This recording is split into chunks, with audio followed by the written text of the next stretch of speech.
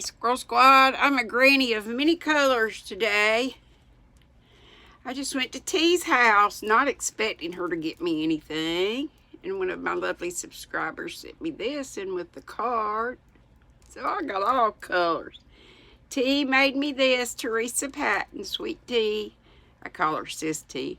And she made me this lovely, that chronically crocheting scarf.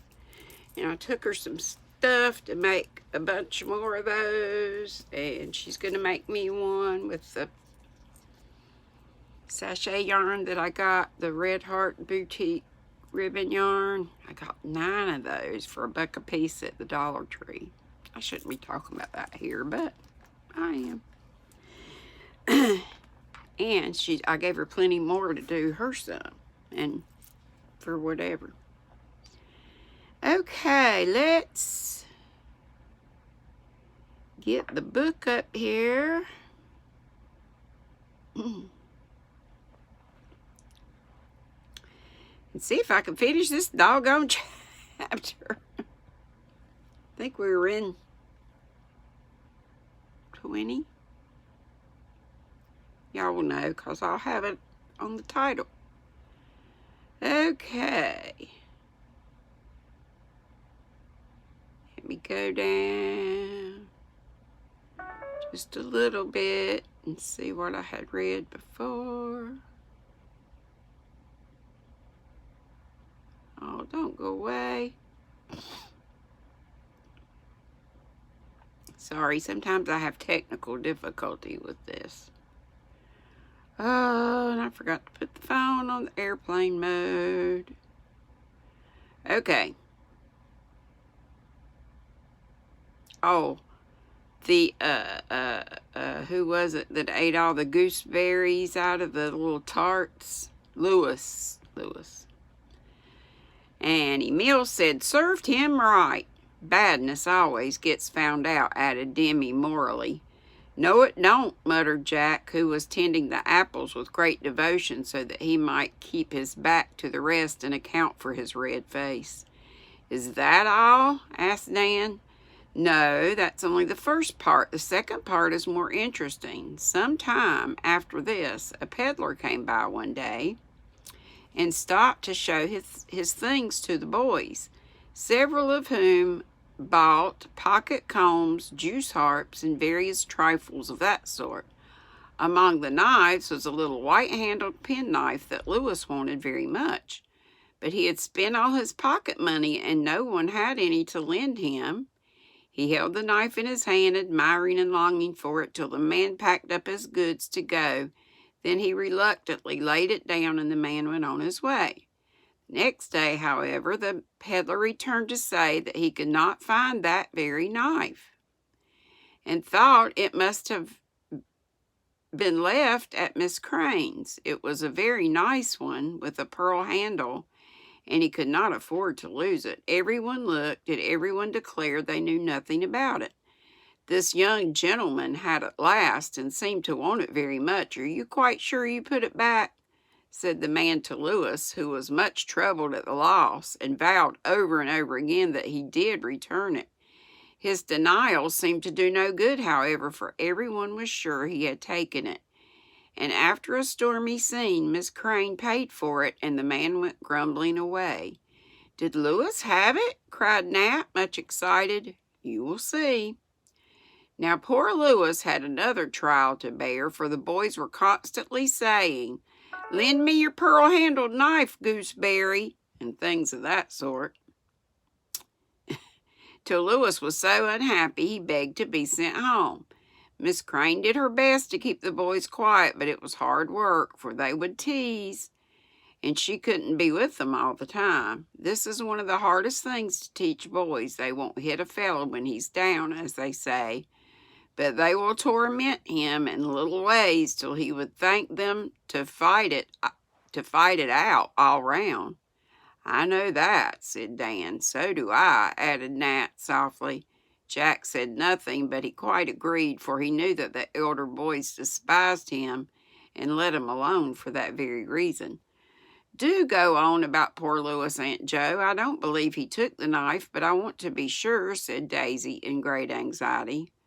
Well, week after week went on, and the matter was not cleared up.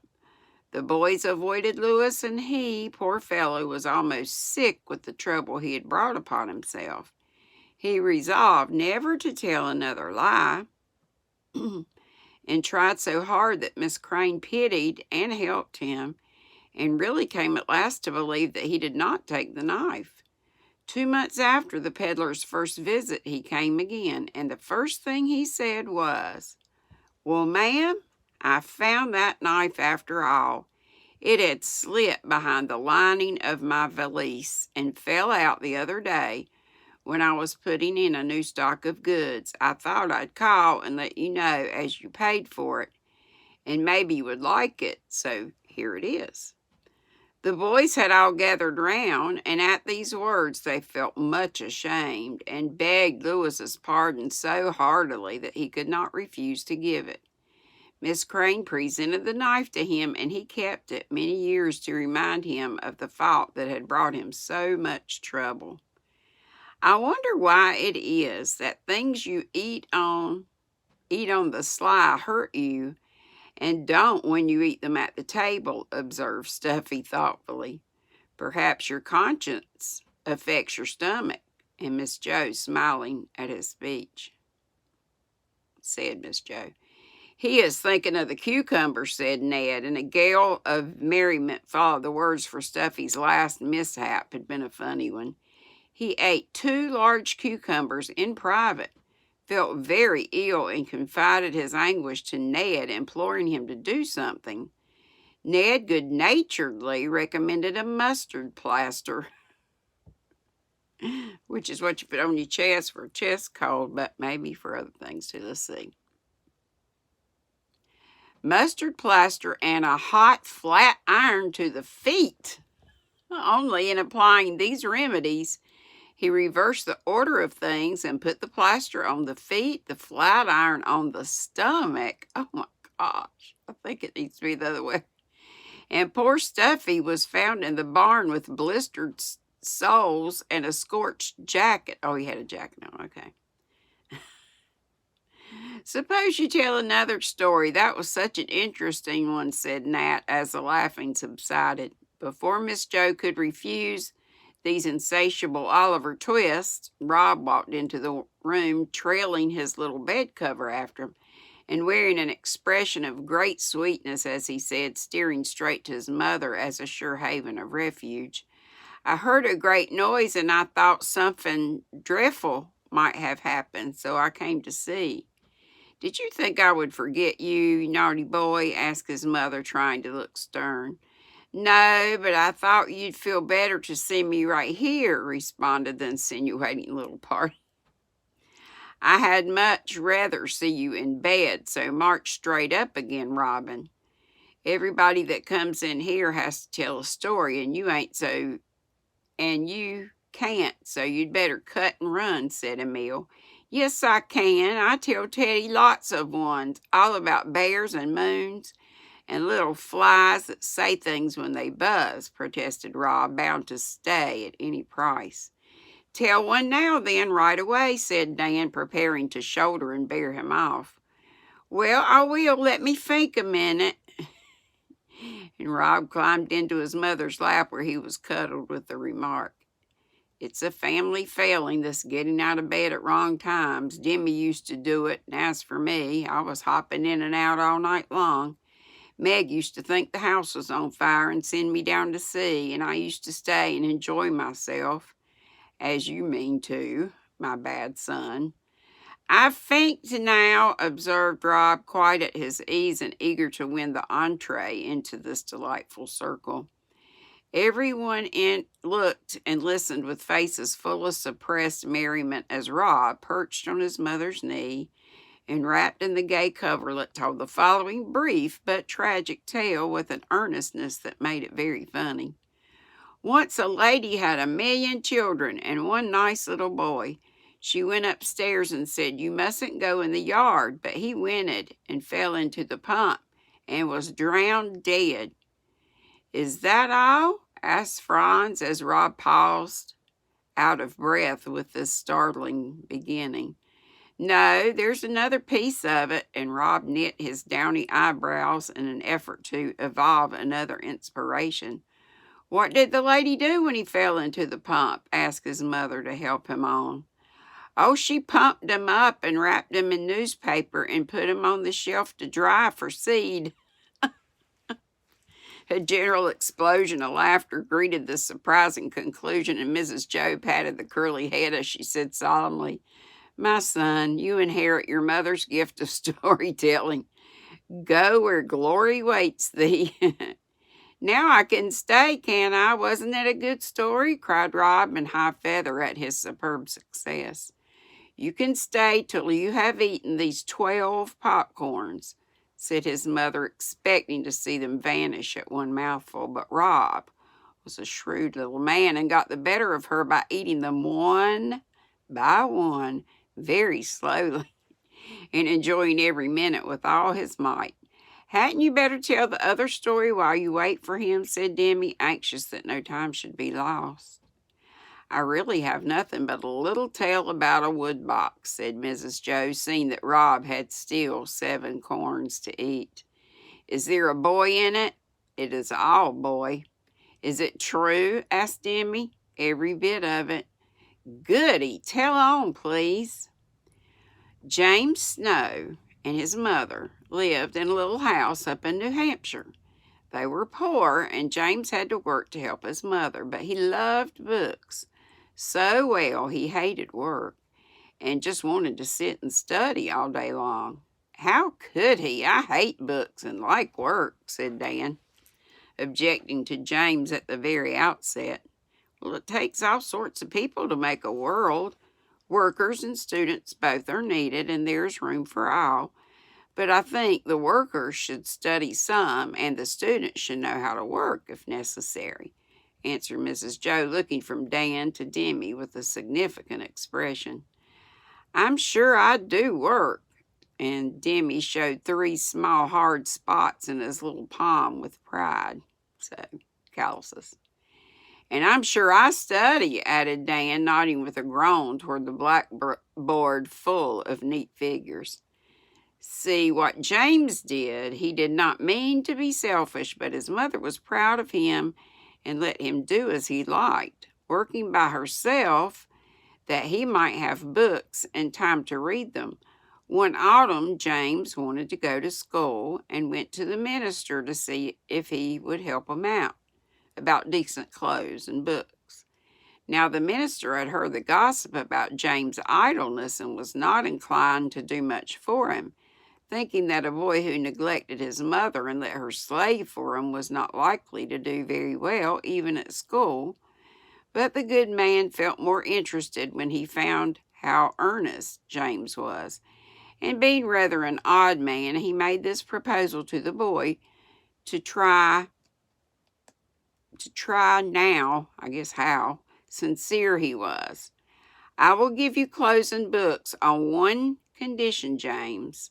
What is that, sir? And the boy brightened up at once.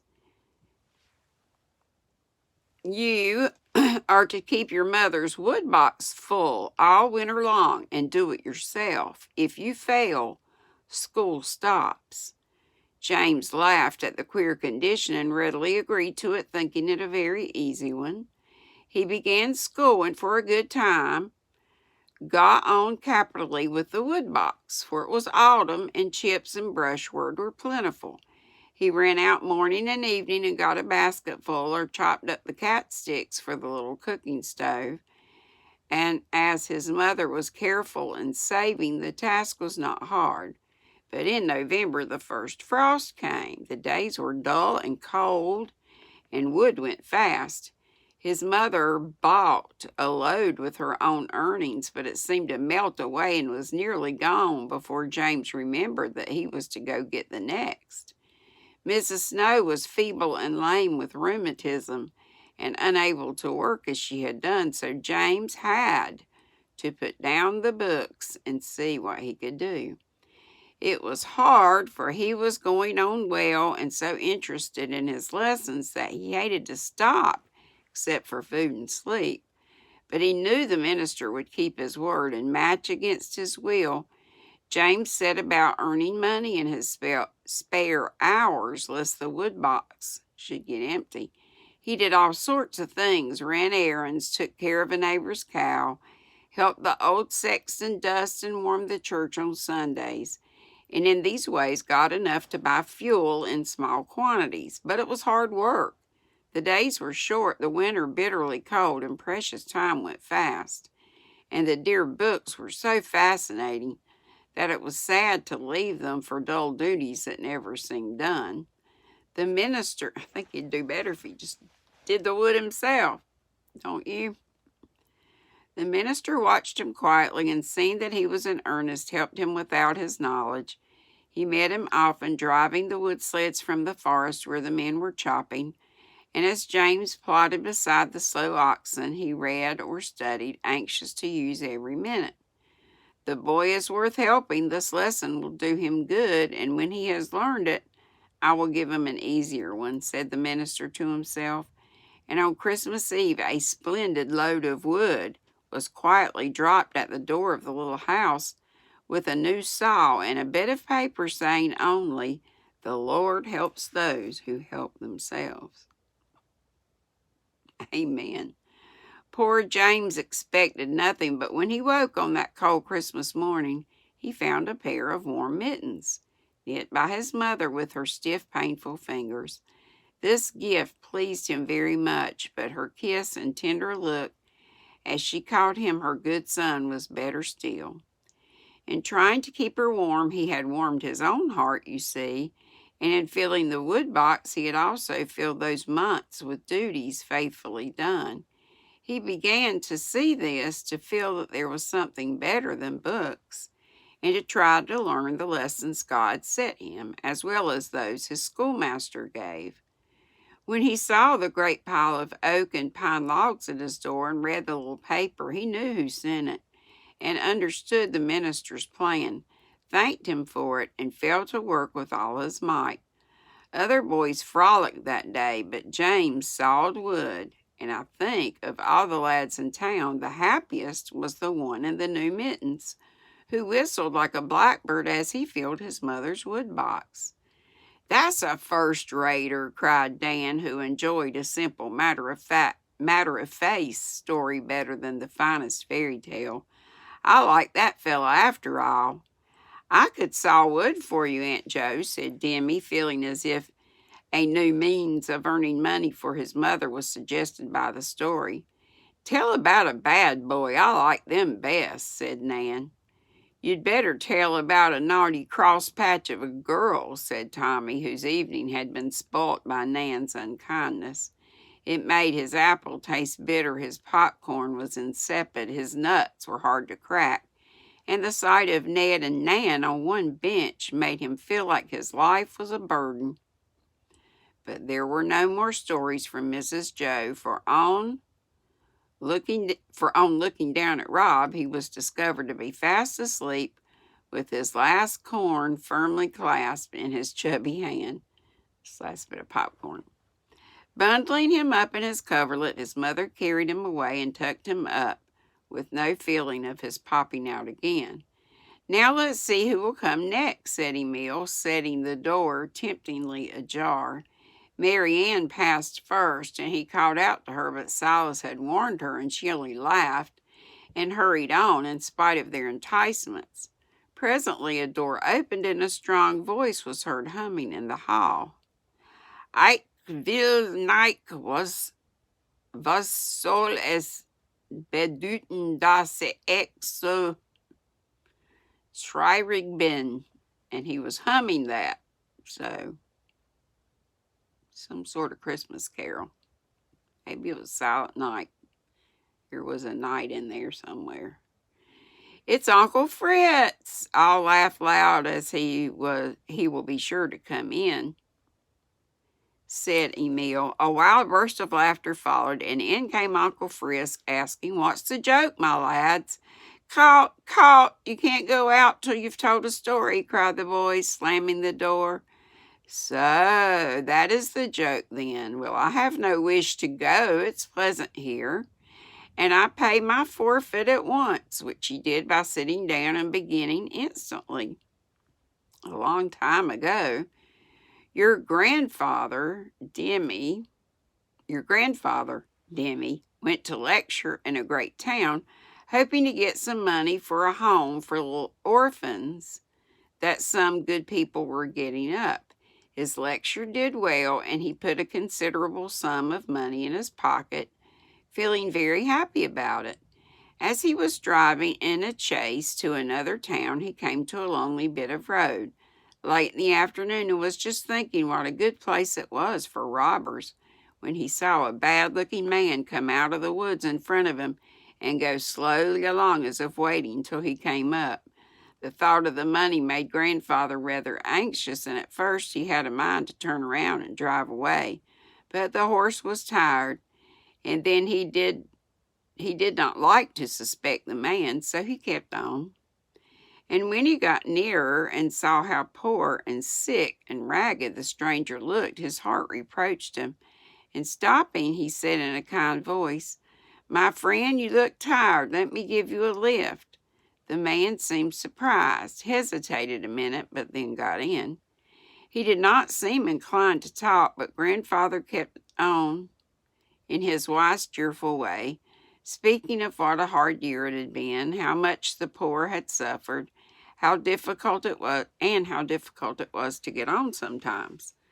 The man slowly softened a little, and won by the kind chat told his story, how he had been sick, could get no work, had a family of children, and so full of pity that he forgot his fear, and asking the man his name, and he would try to get him work in the next town, as he had friends there. Wishing to get a pencil and paper to write down the address, Grandfather took out his plump pocketbook, and the minute he did so, the man's eye was on it. Then Grandfather remembered what was in it, and trembled for his money, but said quietly, "Yes, I have a little sum here for some poor orphans. I wish it was my own. I would so gladly give you some of it. I am not rich, but I know many of the trials of the poor. This $5 is mine, and I want to give it to you for your children." The hard, hungry look in the man's eyes changed to a grateful one as he took the small sum freely given, and left the orphan money untouched. He rode on with Grandfather till they approached the town. Then he asked if he sat down. Grandpa shook hands with him and was about to drive on when the man said, as if something made him, "I was desperate when we met, and I meant to rob you, but you were so kind I couldn't do it. God bless you, sir, for keeping me from it." "Did Grandpa ever see him again?" asked Daisy eagerly. "No, but I believe the man found work and did not try robbery any more." "That was a curious way to treat him. Might have knocked him down," said Dan. "Kindness is always better than force. Try it and see," answered Mr. Bear, rising. "Tell another, please," cried Daisy. "You must. Aunt Jo did," added Demi. "Then I certainly won't. But keep my others for next time. Too many tales are as bad as too many bonbons. I have paid my forfeit, and I go." And Mr. Bear ran for his life with the whole flock in full pursuit. He had the start, however, and escaped safely into his study, leaving the boys to go riding back again. They were so stirred up by the race that they could not settle to their former quiet, and a lively game of blind man's buff, which I always thought was bluff, followed, in which Tommy showed that he had taken the moral of the last story to heart. For when he caught Nan, he whispered in her ear, "I'm sorry I called you a cross patch." Nan was not to be outdone in kindness, so when they played Button, Button, Who's Got the Button, and it was her turn to go round, she said, "Hold fast, I'll give it to you," with such a friendly smile at Tommy that he was not surprised to find the horsehair ring in his hand instead of the button. He only smiled back at her then, but when they were going to bed, he offered Nan the best bite of his last apple. She saw the ring on his stumpy little finger, accepted the bite, and peace was declared. Both were ashamed of the temporary coldness. Neither was ashamed to say, "I was wrong, forgive me." So the childish friendship remained unbroken, and the home in the willow lasted long, a pleasant little castle in the air. What a good chapter! That was into chapter 20. And the next chapter, 21, is called Thanksgiving. So I'll stop there.